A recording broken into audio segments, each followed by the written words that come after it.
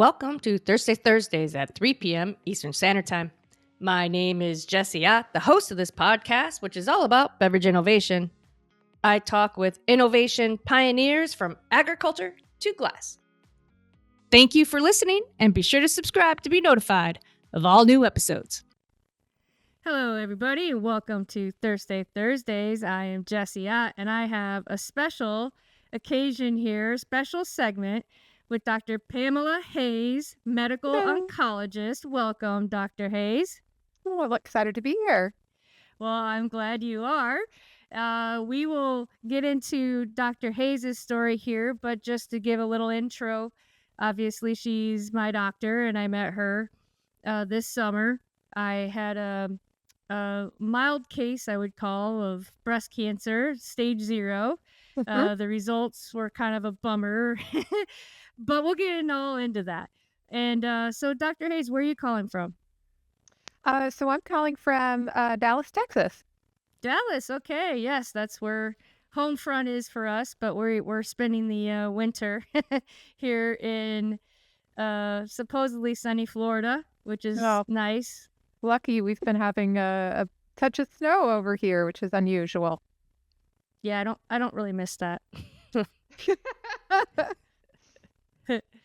So where are you originally from? I mean, I've been in Texas since I was 5. I'm originally from California, the Bay Area. Okay. But kind of a bit of an army brat, so we moved around a lot and then ended up in kind of the Dallas area, and I was kind of raised from there. Okay. All right. So you're kind of born and raised, went to high school and all those things in Dallas. In the Plano area, to be exact, if anybody knows anything about the Dallas area, it's a huge metroplex. Yeah. I mean, gosh, how many high schools do they have now? 3? I believe there's 3 of them there, and there's I think my graduating class was well over 1,000 people. Yeah. Plano is well sought after, I would say, in the metro area. Yes, it was a fine place to grow up. I ain't going to complain. Yeah, nice city, really close to Dallas, but also now they have like the Rough Riders up there, the Starplex up that area. I don't know, is it technically Plano or is it Frisco, the Starplex? I think they're doing a lot of stuff up in the Frisco area. Frisco. Yeah, they're building up like a new theme park up there, I think, too. There's the whole area is expanding like crazy. I don't know where they're going to put more people here. The traffic's already crazy enough. It really is. Yeah, that's true. I forgot. There's also a surf place. You can go surfing. There's a surf bar. Oh, I don't know about that, but that sounds awesome. Yeah, there's a complex that's up there. There's indoor mini golf, and we played that once. Yeah, it's kind of fun up there. I don't remember what it's called, but it's fairly new, I think, in the last year or 2. I'll have to look into that. Yeah. Yeah, definitely. The kids would dig the miniature golf indoor, so you could go now in the wintertime. Good. Yeah, it's kind of cool. So when did you know that you wanted to be a doctor? I mean, I would assume it was pretty general at first. Well, funnily enough, my mother has told me that since the age of 3, I knew I wanted to be a doctor. And at least I always joked with people that as soon as I was old enough to realize that I couldn't be a unicorn when I grew up, that that doctor was, I guess, the next best choice. So I've known for a long, long time that this is kind of what I wanted to do, and all through middle school, high school, college, that I was very focused on that, which is nice because usually if you get into medicine, you have to kind of be very focused the whole way through. You really do. You gotta get those grades. But in general, yeah, exactly. So I was kind of fortunate, at least, that I sort of had a plan and a goal in kind of doing everything. As far as my journey to oncology, that was a little bit more circuitous because I wasn't quite sure. There's a pretty big mental, component to oncology. There are a lot of victories, but there's a lot of kind of sadness and grieving that you do as you get really close to your patients. Yeah. And I was a bit concerned that might be, kind of hard on me. But once I did my rotation, one of my large parts of my training in oncology was in breast oncology before I actually committed to doing my fellowship in oncology. And I just loved it. I loved the patients. I loved the interactions that you get. It's a good blend of kind of, long-term care as well as kind of acute care. And I knew it was something that I couldn't not continue to be a part of. And my mentor at the time also felt that I was a good match for it, and he encouraged me to move forward. And my husband wasn't really excited about taking another additional 3 years of training before starting my career, but he was very supportive. Yeah. Well, that's a big commitment. And when you It's a say lot of time. sorry? I said it's yes. Overall, all the training all combined is a lot. So what were the extra 3 years that had to do with being a breast oncologist? It's not specifically in breast itself. It's for oncology in general. In general, So okay. that's just anything. But there's 2 different ways that you can go about it. In general, the fellowship for oncology is 2 years. And then you can take an additional year for 3 years total to get boarded both in oncology and hematology, because there's a lot of crossover between those two. Okay. And so that's what I did. So I'm board certified both in oncology as well as hematology. And what's the difference? Hematology is the study of blood disorders in general. So that could be anything from benign issues such as iron deficiency to cancers of kind of hematopoietic system. So, your chronic leukemias. Yeah. Acute leukemias are usually taken care of by our transplant team, but certain types of lymphomas and leukemias are also a part of the group of patients that I will take care of. Okay, so my dad would have been in that group because he was in the jungle, the 9th Infantry in Vietnam, so he was deep down in there, got sprayed and ended up with Agent Orange, but they called it a type of leukemia. Okay, yeah. The Agent Orange definitely had a lot of nasty side effects that we're seeing. Yeah.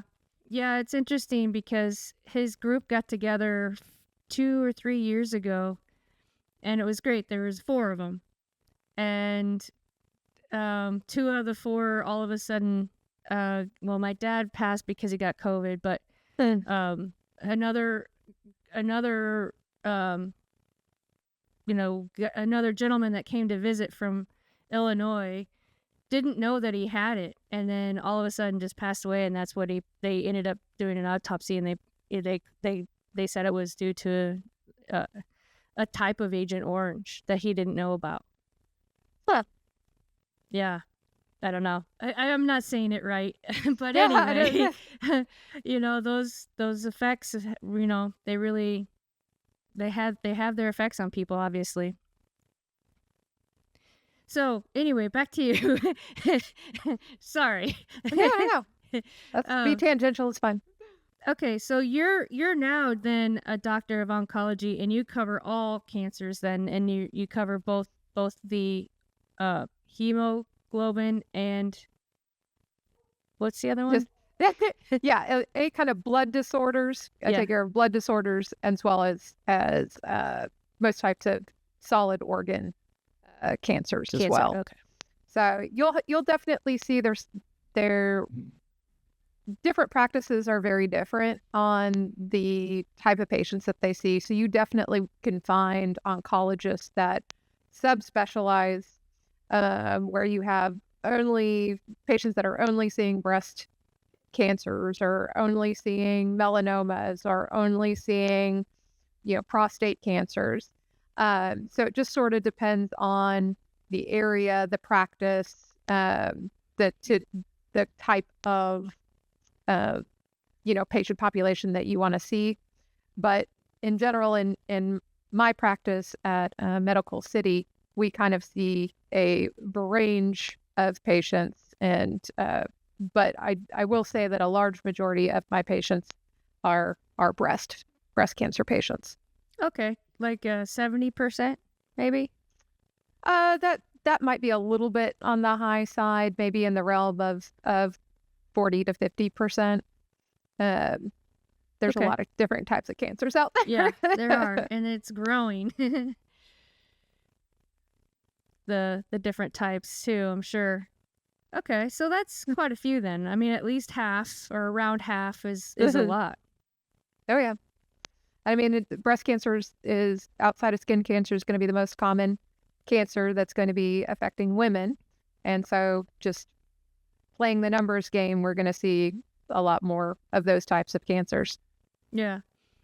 And given that you're from Plano and, I've lived in Dallas for, 20 years, something like that now. And having the Susan B. Komen organization local, do you feel that has its effects on kind of the whole community in itself, just the camaraderie and the how different groups kind of combine together, or women and breast cancer survivors? Is there any kind of influence, do you feel like, from a community standpoint that has?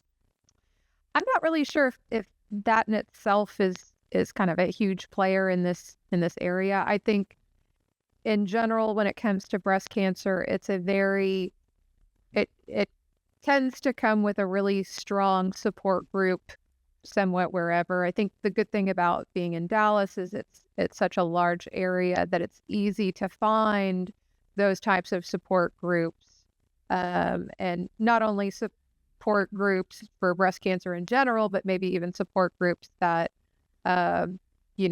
fit your age demographic, or even the area that you're in, so you don't have to travel that far. So I think just in general, a lot of survivors are very motivated to get out there, spread the word, not only on breast cancer surveillance, but also to be that support if they've gone through chemotherapy, radiation, surgery, what have you, to kind of share their story, to kind of help other women that are going through kind of the same thing.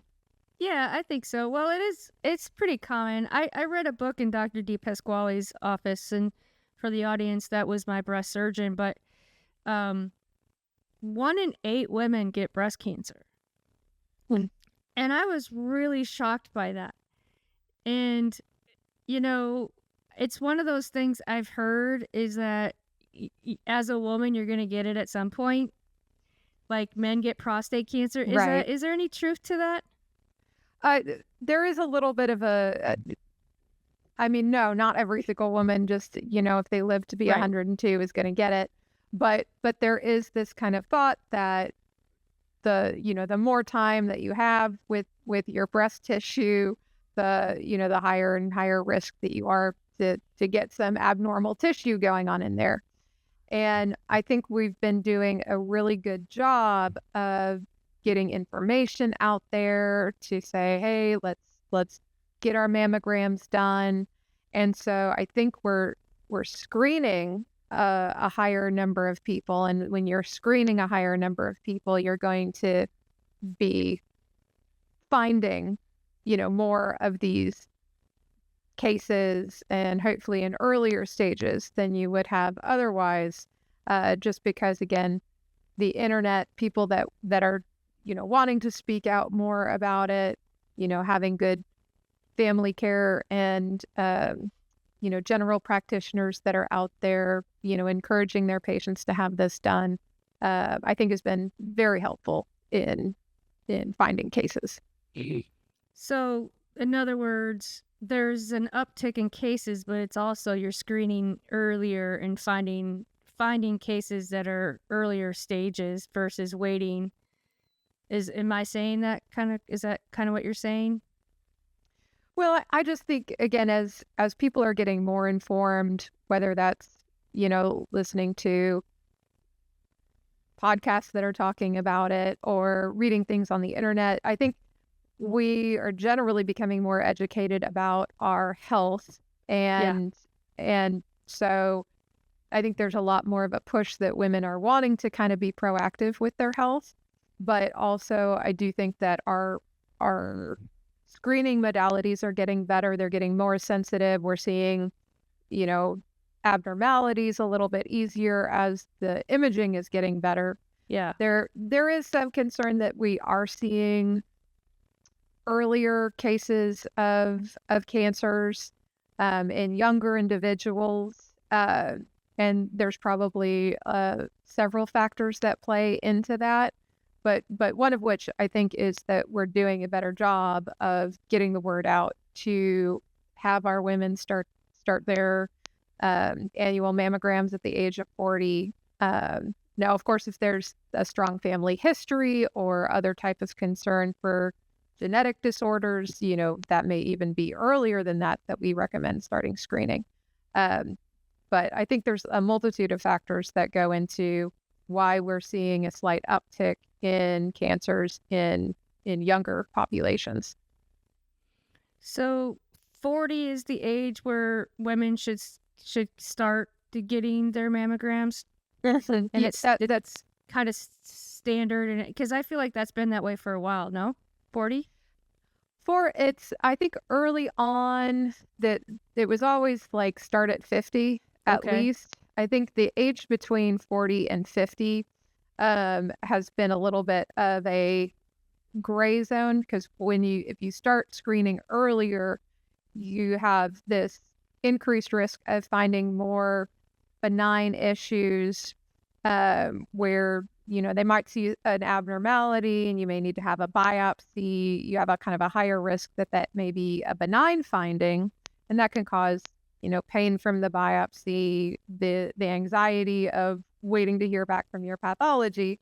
But again, as our screenings are getting a little bit clearer, we're hopefully seeing less of those cases. But the younger that you start, the more likely that you'll get these false positives on there. But I think the benefit of starting at that age outweighs the risk of kind of having these abnormalities that may not be something that needs to be acted on, at least. Yeah. My mom had breast cancer, and so I started at 35.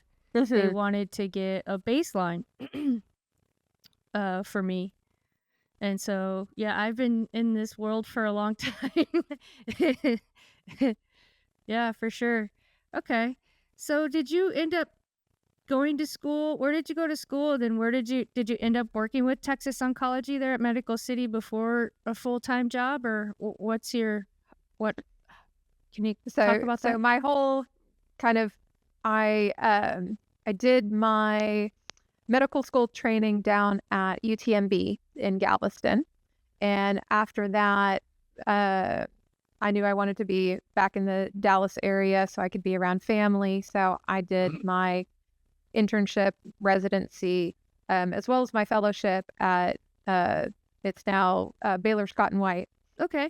Down in Dallas. And so I did the rest of my training there. And then when I graduated from the program, I took a job with Texas Oncology at Medical City, Dallas. Yeah, can you talk a little bit about Texas Oncology? I think it's a pretty great organization, at least from my experience as a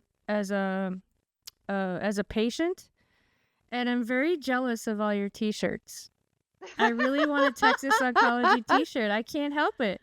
I even had things like, let's raise money. I just want a T-shirt.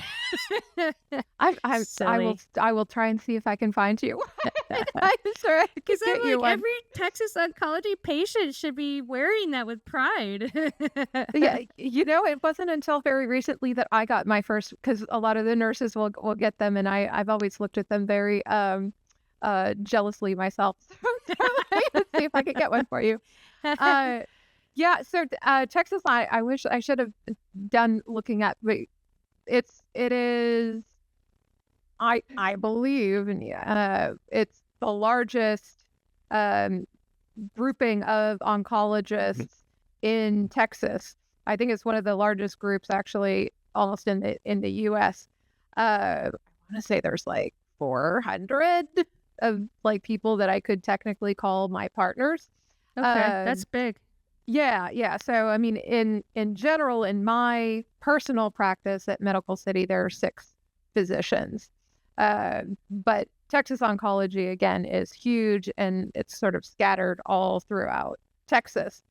But in general, it's a wonderful, wonderful. I mean, as soon as I knew about Texas Oncology, I knew this was a practice that I wanted to join into, not only because I knew how, patient-centered, of course, that they are. I think it has a very good, they're very good to their physicians, very good to the staff. People are happy, and people don't leave. I mean, that's the other thing with any practice. You want to see that people, completely stay in that organization, and they do. So it is a decision that I would make time and time again. I've loved I've been in this practice almost 4 years now. Okay. Yeah, I would say at every level, I've had a good experience, and I'll give you one kind of awkward one. So it was when I went and I think I had my MRI, and for some reason, I put my headphones in, my iPods, and then I had to go and get an EKG. And so I guess I put my ear pods in the pocket of my coat, and my coat kind of fell off, and I lost an earbud. And and I finally figured out on my phone that I could find it, and I'm telling the ladies at the desk, they're so nice. They were so nice and helped me, and I walked everywhere. I put an extra 2 miles on trying to find this finally, because we asked the tech that was back there. He's like, "No, it's not here. It's not here." And finally I said to the ladies, I go, "Can I please go back there, because my phone is showing that my earbud is in this part of the building." And so they walked back there with me, I think just because they were just as interested in finding it as I was at that point. And there it was. It had fallen just right up against the wall. And so he didn't see it when he looked under. And so, just at every level, people were just so nice and friendly. Oh, good. Yeah, I would expect that everyone kind of wants to go above and beyond for our patients. Yeah. And like even surgery, all the anesthesiologists, and like everybody was super, super nice. Like it was a great experience. I had a wonderful experience throughout the whole thing. And obviously your colleague, Dr. Di Pasquale, is pretty amazing, and she's got a cult following of people. Yeah, she's amazing. Yeah. It's funny because, obviously with any patient, you're gonna, connect with your surgeon because they're saving your life, right? Like it's kind of a big deal. And or it's the first stage, right? It's like that first big piece to it. And then I went to her, Dr. Di Pasquale had like a symposium, and there was a whole room full of women that felt the same way. It was really cool. And then she had speakers and people that kind of obviously had a lot harder cases than I did. I would say I'm pretty mild, being stage 0. Well, what I always tell patients is don't compare your journey to anybody else, because it's your journey, and it's incredibly, regardless of whether you're told you have a stage 0 or you have a stage 4. And yes, of course, those are very different prognoses, very different kind of expectations for what the future is going to bring. But in the world, there's always going to be people that have it easier than you, and there's going to be people that have it harder to you. This is your journey and your experience, and it's hard to say that you can't experience the hardships that may be a part of things just because there's someone next to you that might be going through a hard chemo or something like that. Yeah. So you don't need to downplay that it's hard being told, hey, you've got, something that's not right in your breast. It's a freaky experience. Yeah, it's definitely an emotional toll, right? It's certainly, when you get your diagnosis, you're like, okay, well, we're just going to do whatever it takes. But at the same time, you have to literally drop everything you're doing and get in the system, right? Like I had plans for the summer and those all got derailed because I couldn't. It's not anyone's fault. It's the process of how it works, right? Right. You get diagnosed, you do whatever it takes to get into the next step, the next step, the next step. And so it is sort of handcuffing because, we were supposed to be in Florida, which is no big deal. We have a place in Dallas. It worked out fine and everything. It's just you all of a sudden have no control, over what happens next. And that's okay. You just roll with it, right? And that's okay. But I think the emotional component is definitely the toughest piece to overcome.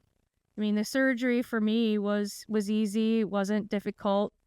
My wife and not to compare, like you said, but my wife did have the double mastectomy and reconstruction, and so that's a completely different recovery. Yeah, yeah. Time. That's not to say I still have pain from radiation, and I don't understand it. It's 3 months later and there's still quite a lot of like weird pain, and it's not debilitating or anything, but I don't understand it. Yeah, and some patients even beyond 3 months may still have some skin tightness and irritation in that area following radiation, which is normal but frustrating. Yeah. When I talked to Dr. O'Connor, and in 1 second, we should probably back up and kind of talk about the flow of things. Yeah. And I mentioned, the doctors are like, it's a 3-month recovery from radiation, no matter what. And I'm like, okay, well, that's cool. I've read where it can be up to a year, and they're like, no, it's not a year. And I'm like, I hope not. But I think to your point, every experience and everybody's different. However your body reacts to that is going to be unique to that person. Absolutely.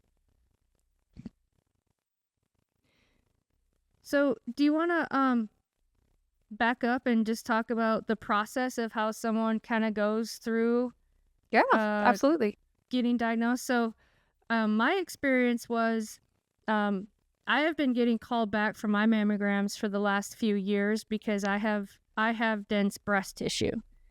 And so I got called back last November, and we were getting ready to go to Florida, and I said, because I knew this dense breast tissue was an issue. Can I wait until spring? So I did. Waited till we almost went back to Florida, which is a problem. And then, of course, I got diagnosed with the cancer. You go in for a second round. And I think right then and there, they're like, yeah, we can kind of see, which I can't see it. They're like, yeah, it's right there. I'm like, okay, I trust you. Right. And then you get scheduled for your biopsy, which for me was the worst. I think it was the worst part of it. And then they send that in, and then they confirm whether or not it's cancer. And then you kind of, my GP actually got me in touch with Dr. D. Pasquale's group. So I ended up going to see her. And then in my first meeting with her, she gave me your information and Dr. O'Connor's information, who's the radiologist department. And so at that point that I met with her that day, and if you do have your first appointment, I do recommend someone going with you because it's pretty overwhelming. And doctors tend to talk fast. But what also they did, which I think is cool, and I don't know if this is a normal thing, is they have the nurse navigator. Yeah. Yeah. Yeah, so you sit down with the nurse navigator. Thank goodness she was so sweet and so nice throughout the whole process, and texted me and all the things. Like I can't imagine what it would be like without a nurse navigator. Looking back on it, So then, not knowing anything about the cancer, just that we scheduled the surgery, is that I'm going in and I'm talking to you, Dr. Hayes, and I'm talking to Dr. O'Connor without really knowing anything. Is that normal for patients to come and meet you before there's a diagnosis? Yeah. So, if it's all right with you, I kind of wanted to circle back and go kind of back over what you had said, and let you know that that's a very normal type of process in where it comes to our women kind of across the board. Okay. So in general, with our first diagnoses, they're going to be either something that it just has come up on a routine mammogram, or a woman that has felt an abnormality in her breast, or a general practitioner doing a breast exam and finding an abnormality, and that prompts going over to the mammograms. So very commonly, it's actually quite unusual where I will see a patient that I'm concerned about having a breast cancer before they've been seen by a breast surgeon. Okay. Every once in a while, in a blue moon, I'll catch something on other types of imaging where I'm looking elsewhere and I see it beforehand. But that's the usual kind of flow of things, where it's usually they see something abnormal, will do a biopsy. That biopsy is concerning for either a high-risk lesion or either a high-risk lesion or an invasive cancer, and then is sent over to the breast surgeon.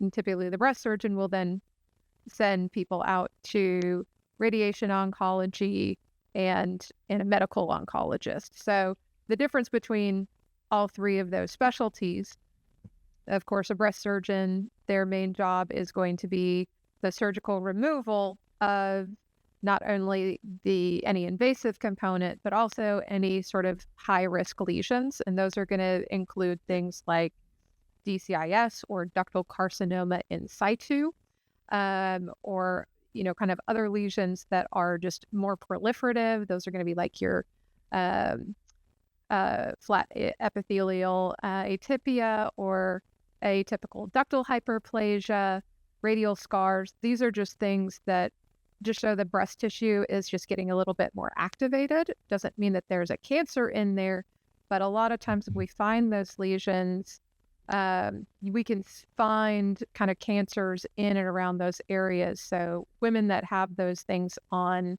their biopsies, usually we will recommend that they have that area excised, just to make sure that there's not kind of a cancer that's sort of hidden in that area. But usually, again, anytime that a woman gets told, hey, you have cancer, there's not a lot of women that want to wait before they kind of meet their whole team. So even if I, as a medical oncologist, don't have 100% of the information that I need to be able to say, this is everything that we're going to need to do, as far as whether it's endocrine therapy or chemotherapy or just observation, a lot of times just to have the patient know who their team is really important. So again, myself as a medical oncologist, my role is to assist with any medications or chemotherapy agents that are needed. And so that could, of course, include anything like cytotoxic chemotherapies, which is kind of what most people think about when it comes to oncology, versus targeted therapies, which are usually pills that you take, or endocrine therapy, such as hormone blockers and things to prevent the growth of cancer. And then a radiation oncologist, their job is to treat usually the area of the breast and or the lymph nodes that are under the arm or in the chest that could have spread to those areas. And so what their role is for what we call local control, trying to prevent cancer from coming back within the breast tissue or in the lymph nodes under the arm. Yeah, I did have one of those removed. My wife did too. And that's very common. Previously we used to do quite extensive removal of lymph nodes under the arm to get a huge number of those out for evaluation. And we've found that that's actually not all that helpful. It can cause a lot of problems with what we call lymphedema in the arm, where the arm gets very swollen. It can be painful and quite debilitating. And so by doing something called a Sentinel lymph node evaluation, where they're able to see where is the lymphatic flow from the tumor and remove just the kind of highest risk lymph nodes for being positive. And if that will give us a pretty good idea of whether or not there's lymph nodes that are going to be involved. And if there is, let's say there is a positive lymph node with that, again, usually with a combination of possible chemotherapy and radiation, that can kind of help control, any spread to those lymph nodes, treat those areas without the surgeon having to go in, remove a lot more lymph nodes and cause more issues with possible lymphedema. Yeah, my wife ended up getting a lymphedema suit because with her process during COVID, she didn't get as much occupational therapy. She's fine now. It's been 5 years, but yeah, she had some of that.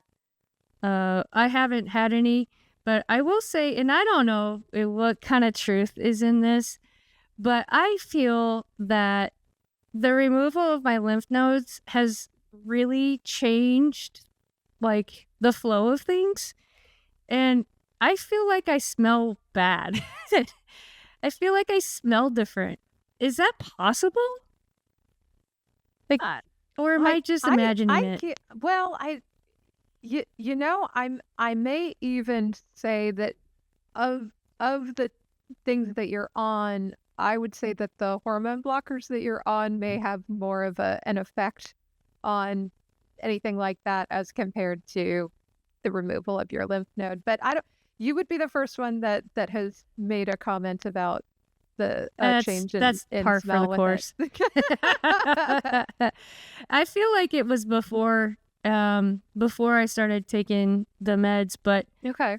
It's just probably in my head, but I'm an aunt and our noses are a thing. And so I'm kind of sensitive to that. COVID kind of changed some of that. I'm not quite as acute as I used to be. Oh, no. But yeah, okay. So it's in my head. I will never tell anyone that it's in their head. But I don't know. You might be an exception to that. Yeah. I don't even know how you test for that. I wouldn't. Yeah. Well, you can't go back and smell you before. I've got a terrible sense of smell, so I wouldn't be able to say one way or the other. Yeah. Because of course I had it in the summertime, and then in August, what they did is they got me ready for radiation, and we'll get into all that in a minute, but I got all marked up and, had the tattoos put on and everything. And they're like, okay, don't sweat. No, not really. I mean, you can sweat and you can shower and everything, but, it's just kind of funny. In August, the hottest month of the year, I missed the whole season of swimming, which is fine, whatever. But, that's okay. It happens. It's not the worst There will thing be in the more world. summers. Yes. Many, many more. Let's hope. Oh, for you, yes. Yeah. I'm not concerned about you. Okay, so then I meet with the both of you, and so the next process is, okay, I go and get my surgery my spot removed. And so do you want to talk a little bit about the DISC and DCIS. DCIS, I'm sorry. Yes. No worries. So it's ductal carcinoma in situ. And so, yes, this could be considered a stage 0 breast cancer. And what that means is when they looked at your pathology, you had atypical malignant cells, but they were inside the ducts of the breast. So the ducts are kind of the passage in which when of course, you're producing milk. That kind of helps to drain from the kind of milk producing cells, take them down out through the nipple. And so that's kind of the area where a lot of cancers arise from, the cells that kind of line those ducts. And so with DCIS, we see the cancer that is within those ducts, but it's not invading into the tissue. So I tell people it's kind of like having a tiger, but the tiger is carefully locked in a cage. Now, you give that tiger enough time, maybe months, it may even be years for some women, but you give that enough time, that can develop into an invasive cancer where it can get out into the breast tissue and cause more problems. So in patients with DCIS, we still will treat that like a true breast cancer, where we have to have that area completely removed and make sure that all margins are completely negative, meaning we don't see any evidence of any of those concerning cells at the edge of the sample that gets taken out. Right, which is what happened with me. And, to Dr. DePasquale's point, it's when it's stage 0, you can't feel and you can't see it. Right. So when they're going in and removing it, they can't tell if they've got the margins. And what she said is that they changed the margin needs, and where it is right now, she missed slightly, just a little on one side or something. So 3 weeks later, I went back in and we did another surgery, just a quick one to come and scoop out whatever what she needed to at the time. Right. Of course, we try to do everything possible to avoid having to go back in and do any type of surgery. So things like breast MRIs that are done before surgery sometimes can kind of help the surgeon to kind of see the full extent of the area of concern. But this is kind of the nature of these can be very sneaky. They can kind of trail through the breast tissue a little bit, where it can be really, as to your point, there's not really anything that you can see or feel in the breast tissue to really let them know, there's something here or not. And again, these could be, the only way to really see these is to look at it under the microscope and be able to say whether or not there's any cells, individual cells, that are at those margins. And again, we're trying to do everything in our power to make sure that this never comes back, that it's never going to be a problem for you in the future. So we want to make sure that every single cell that we can get out, gets out. And I know that I'm not sure the exact timing of the technology, but at Dr. DePasquale's symposium, there was a booth there of a technology that she uses, and it's a little magnet that she puts in during the biopsy. And so she was able to use another machine when she goes in to do the surgery to find the exact spot, because she can't exactly see it or feel it. And so I was really excited to be a part of a team that was using that kind of a technology. I've been told other times they stick a thing and you have a little metal piece, isn't it, outside the breast. Yeah. And so this is sort of new technology, at least probably the last 5 years, maybe, if I'm guessing right. But I was really excited that she was really proud and excited to be using the latest technology within what her scope of what she could do. And the other piece to that was when I first talked to her about my diagnosis, there was a suggestion that it could have breached the wall. Right. So anytime that you come in with a new diagnosis, again, when the radiologist that does the biopsy, they're going to look at your imaging. They're going to say, this is the area that I have the most concern of. And they of course go in with a needle. Sometimes they'll get just one core. Sometimes it's a few cores. But in general, they're saying these are kind of the areas that we have the most concern about. But again, we're dealing with, it may be an area of a few centimeters that they're looking at, and they're going with a very small needle. And so they're only able to get a small sample of these areas.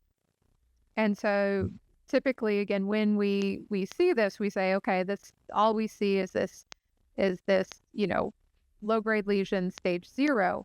But again, since we know that these can develop into a cancer, we always have to kind of say, hey, I doubt we'll find anything, but we may see an invasive component here. Now, it's unusual that, I tell someone, hey, this looks like a stage 0.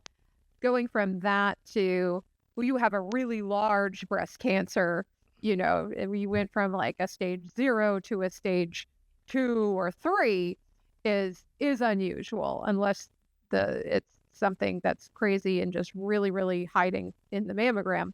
But so in general, I always have to say, hey, I think this is what our plan is going to be as far as endocrine therapy or observation or whatnot. But I always have to have the caveat of we could find something more, and that may change our plan.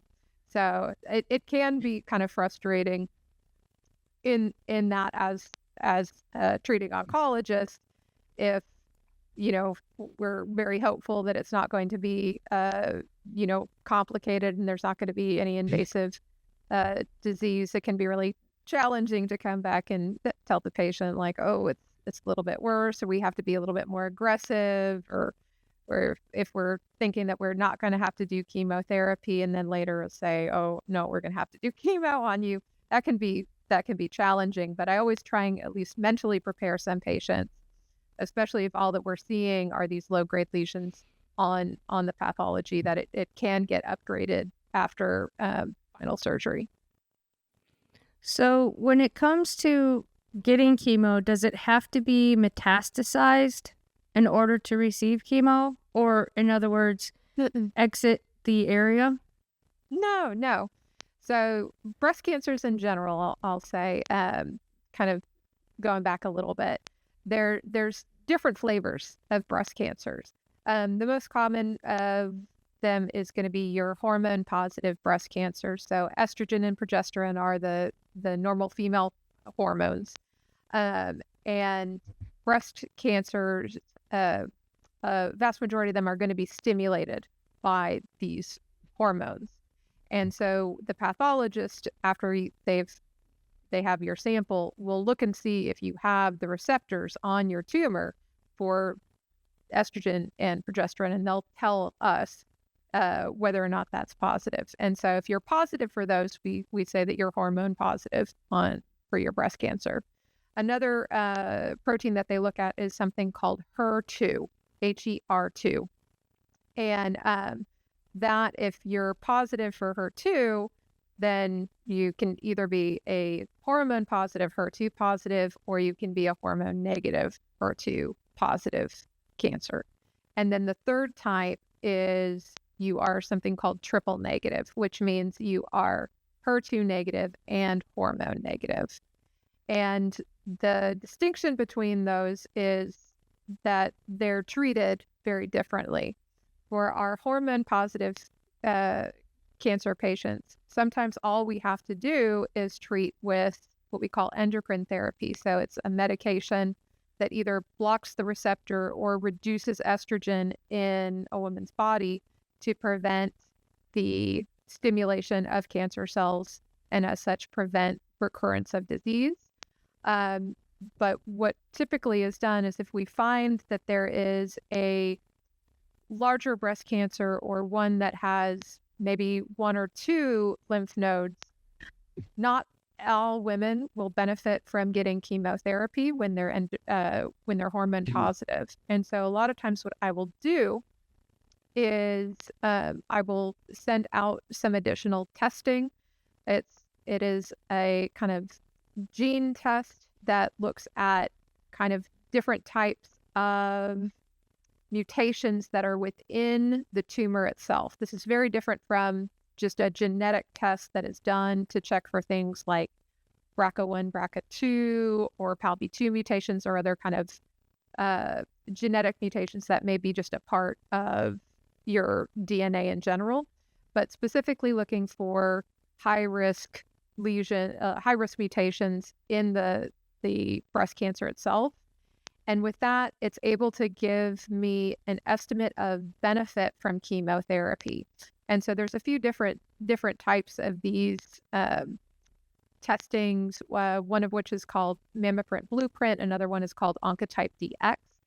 But they will give us either a risk score or just a general kind of risk profile that will let me know, is this individual's cancer going to benefit from getting chemotherapy or not?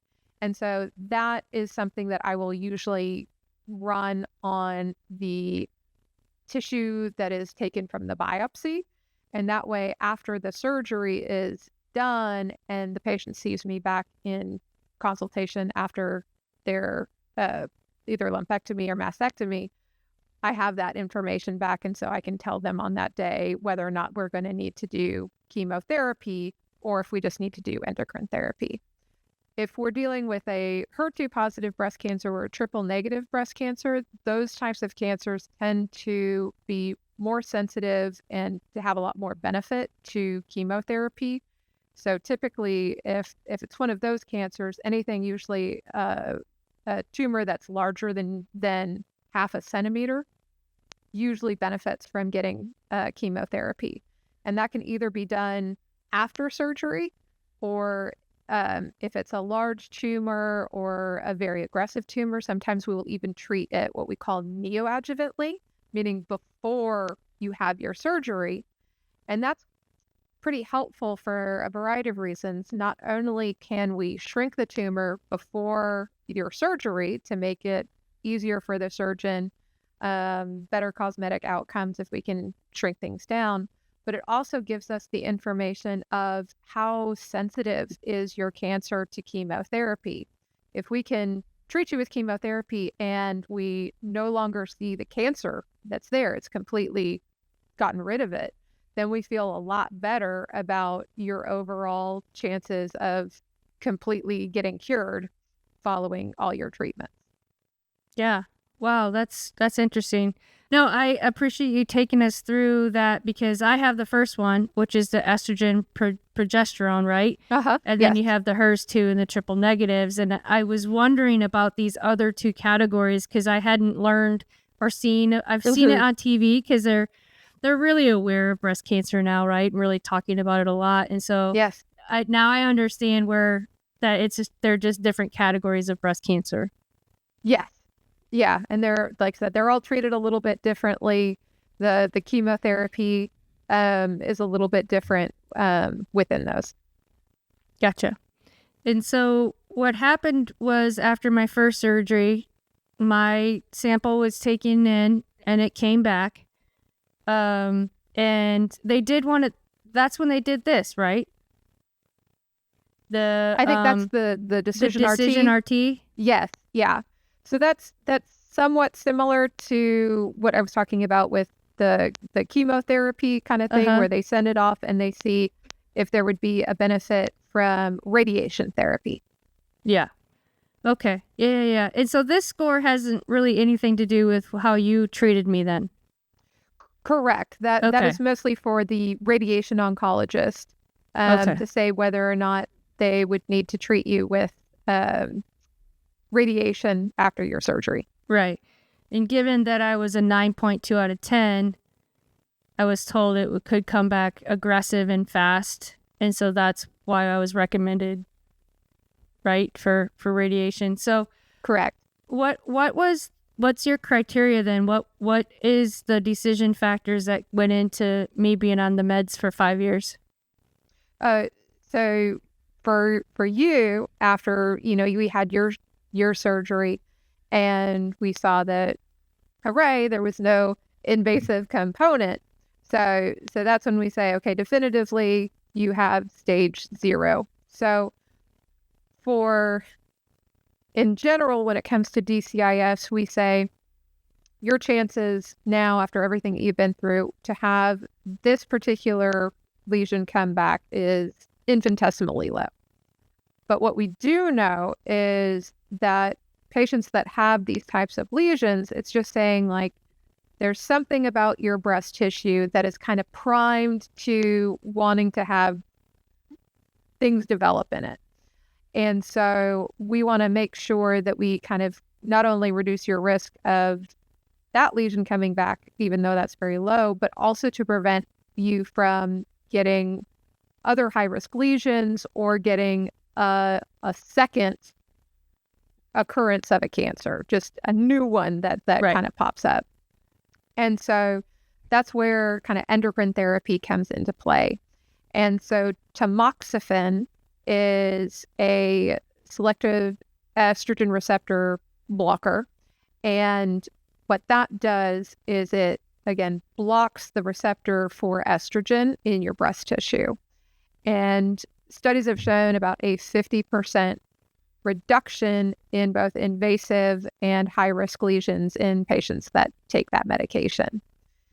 Now, recently, they've also had studies done that showed benefit of even doing a lower dose of tamoxifen, which is shown to be as effective and causes less kind of side effects on the treatment if we use that lower dose. And so I will routinely use what we call low-dose tamoxifen. So instead of the standard 20 milligram daily dose, it is 5 milligrams daily or 10 milligrams every other day. And patients tend to like that. They get less, again, what we call kind of vasomotor symptoms. So kind of the hot flash, mood swings, fatigue that can come with taking estrogen blockers. They're just greatly reduced with that lower dose. Okay. So if I'm having fatigue, that's why? Yeah, I'm sorry. I probably did that to you. Yeah. Well, no, it's interesting because we're doing dry January and I'm sleeping like 9 hours, which is way more than my normal, 6 or so. And I don't know if I'm just sort of a zombie, or, if my body's just really needing the rest. I mean, I'm sure there's, as we had talked about, everybody can responds very differently to medications, but it's not uncommon that the tamoxifen, I mean, estrogen is so good for so many reasons in the body. And then when you kind of remove some of that, it's going to have effects, even if at a lower dose. I'm definitely not surprised that you don't feel quite right. Okay. Well, we are working out quite a bit too, so I'm sure that takes some toll. I mean, it's good for me, but it does wear the body out.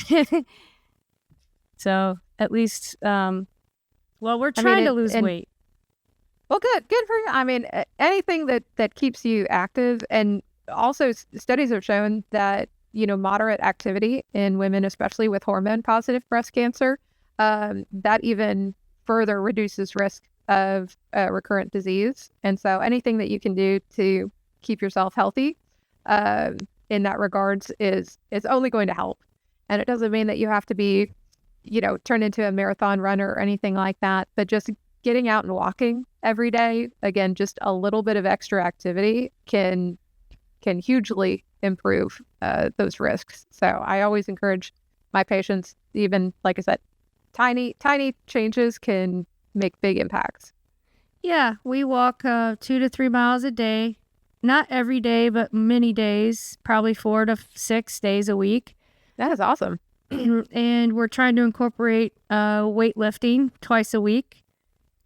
And then we have a gym membership at HotWorks, which is a hot sauna, and it's isometric work. And so we're trying to do that once or twice a week. So we're really, working hard to...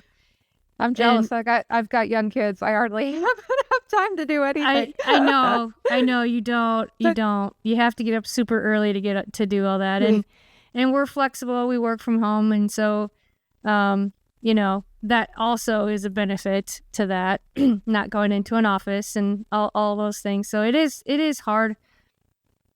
But we're trying is my point. You're doing great. We're trying to increase our metabolism, and so we're eating smaller portions more often. So we're trying. We'll see. I've got to reduce my cholesterol and blood pressure. So hopefully there'll be some good results there. Well, I tell everybody, just don't try and do too much all at once. Tiny changes. If you try to do big things, it's too hard to keep up with it. So tiny things at a time. This is not that abnormal for us because we work out quite a bit, but the food part is different. It's not really for me because I've been doing it for about 1.5 years on and off, and we've really mentally prepared ourselves for it. And but for her to try to get up and eat the first hour, like, that's not a problem for me, but for her it's like so hard. Yeah, it is. I understand. It is hard, and the older you get, the harder it is to get in that habit, but you got to kick that metabolism. And so anyway, that's the hope. I want to switch over to causes for a bit. And, given that this is how it ties into my industry, which I've been in the beverage industry for over 20 years, and we're getting hit really hard. So the WHO in January of 23 came out and said, no alcohol is good. So, our government's like 2 drinks for men, 1 drink for women is fine, blah, blah, blah. But I will say that through my entire journey working with all 3 of the doctors with Texas Oncology, not one person asked me or mentioned it or told me to change or said really anything about it. It's all about obviously fixing the situation that we're in and hopefully preventing it in the future.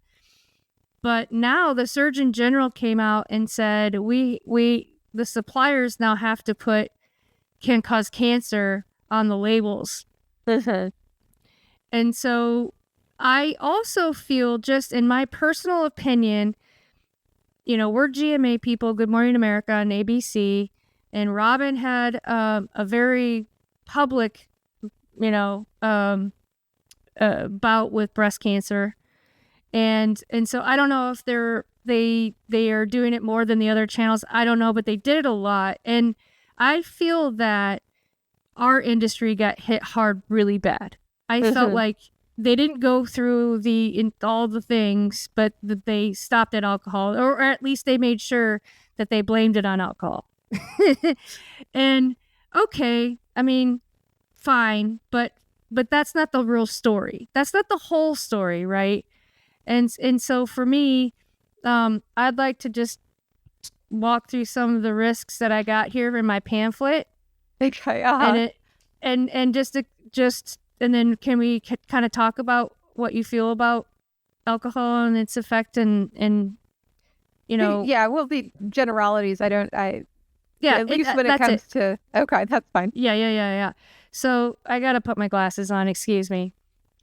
So this is from Sarah Cannon, which is part of I guess it's part of the Texas Oncology, or partner with them. Yeah, we're partners. Partner, okay. So this is a risk, and they're saying being older in age, which we talked about already, earlier age when your period starts, which Dr. Di Pasquale said it's now 11. I think as far than as 13. It's younger. Are you talking about like the average?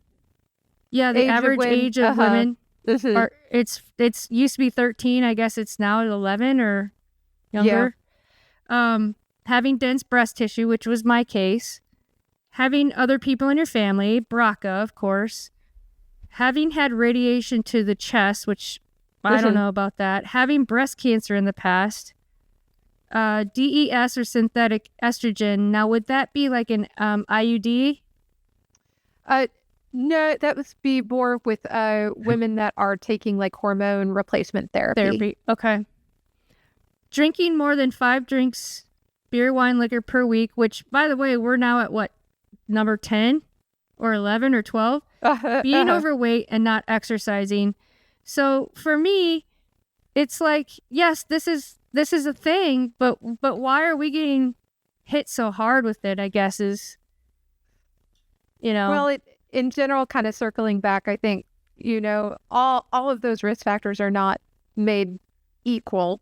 Right. And in general, most of those are going to be, I wouldn't say, for a lot of times, anything that's going to increase your body's baseline estrogen is going to be an increased risk. So just make sure, it's kind of one of those like, well, no doubt when you think about it, but it's like if you have a cancer that is driven and fueled by estrogen and progesterone, anything that increases estrogen and progesterone in your body is going to increase that.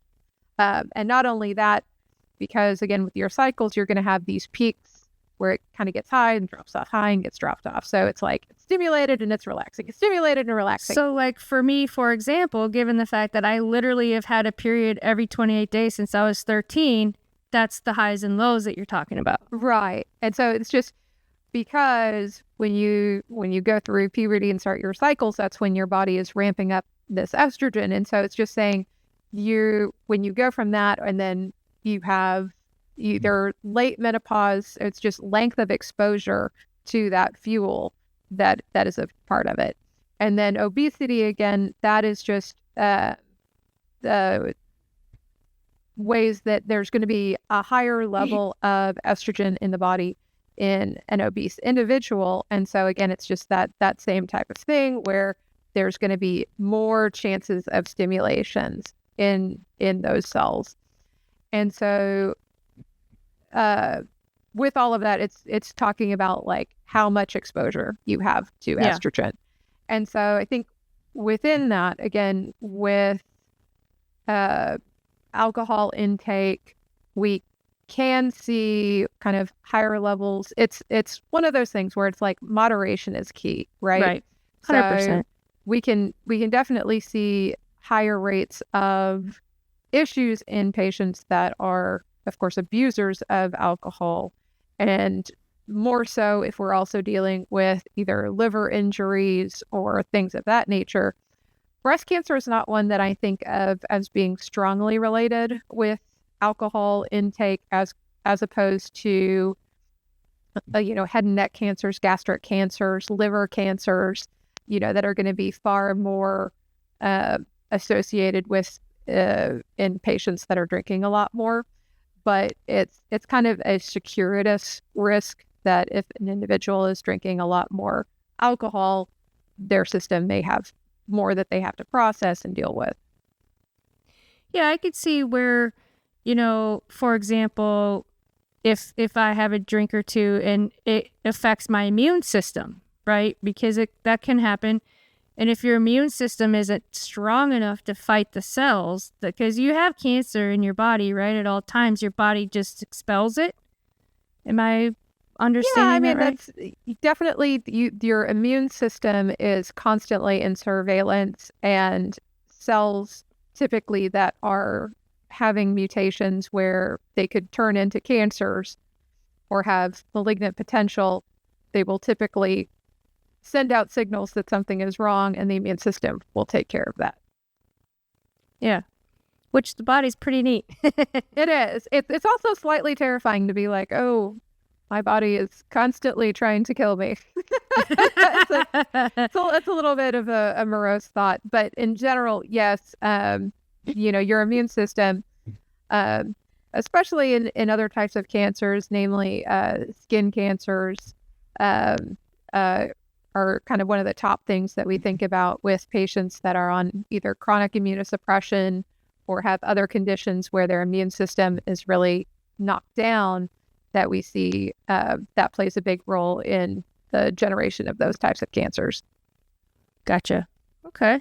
Now, I can't unfortunately speak to any expertise on the effects of alcohol on the immune system and how robust that may or may not be. But in general, again, like what I say with my patients, I don't really like them to take it while they're on active chemotherapy, but when they're in their kind of maintenance phase, in surveillance, I usually do not have a problem with having, a glass of wine here or there. It's mostly moderation that we talk about.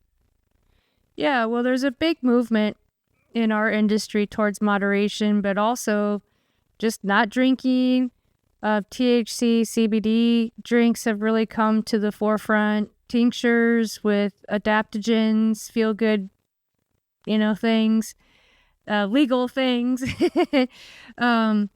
But with the rise of these non-alcoholic cocktails and beers, you're seeing a lot of people substitute a drink here or there. Restaurants are getting better and better all the time about having mocktails on the menus, and they're getting really good at it. And so I think that, especially with the generations that are coming behind us, there'll be a lot less drinking, I would say. It's just in general, like the baby boomers and our generation. I don't know if you're my generation X or not. Yes. Okay. Because I feel like our generation just followed the baby boomers. We just did what, okay, we'll just do whatever they did. It's the millennials that came in and swinging. I think in general, overall, I think people are doing better about educating themselves on health, and they're interested in for better or worse sometimes, depending on, what resources people are using to educate themselves. But I think there is, with the internet and the ability to kind of educate yourself on a lot of things, I think there is a push towards trying to kind of be a little bit healthier, understand, the full repercussions of, either alcohol abuse or smoking, anything like that can increase your kind of health issues. And we're seeing less cases of, smoking has been a lot less prevalent as we learned a lot more about the risks of smoking. And so I think that's the other thing, is there's not really a good way to be able to say what is the safe amount of alcohol that doesn't increase your risk. And so in a lot of those cases, they just say, okay, the healthiest thing is then just don't drink. If we're not sure if it's going to be a problem for you or not, then of course the safest thing is not to drink. Right. Yeah. Yeah, and that makes sense, But I think it's you look at all the processed foods people eat and all the other garbage out there, and it's like, right. Yeah. Why is that not cancer risk? But I mean, that's a part of it too, is what we were talking about. On your list, obesity is definitely a risk, and part of that is just, that may be getting into, the just how hard life can be sometimes, when it comes to finding, healthy, balanced foods can be really challenging. But in general, like I said, in most times I don't mind if patients have a cookie or a slice of cake or, some ice cream and things like that. So again, I don't want them eating that for every single meal of the day, and that be the only part that they get any nutrition. And so that's how anytime, because that's a big question that a lot of my patients will ask me, is like, oh, I've heard that we need to do intermittent fasting, or that I need to cut out all sugar and things like that. And so I say, you're going to hear a million different recommendations about a million different diets that this feeds cancer, or this kills cancer. You need to eat this, but not this. And that's going to solve all of your problems. And the problem is we're not going to really ever have robust data on kind of any supplement or an exact diet or anything like that. So in general, a standard healthy diet, get some fruits, get some vegetables, get some good lean meats, all of that. But you can still have your coffee in the morning. You can still have, a dessert here and there. You can still have a cocktail here and there. And overall, if otherwise your health is good and there's nothing else that I have any concerns about, I don't think that is going to be the difference between you responding to your treatment or the risk of your kind of disease coming back, when there are so many other modifiers, such as, having that routine exercise, continuing on your medications, continuing on your surveillance, that's going to be so much more important day to day than, again, a cookie every once in a while or a glass of wine every once in a while. Well, that's good.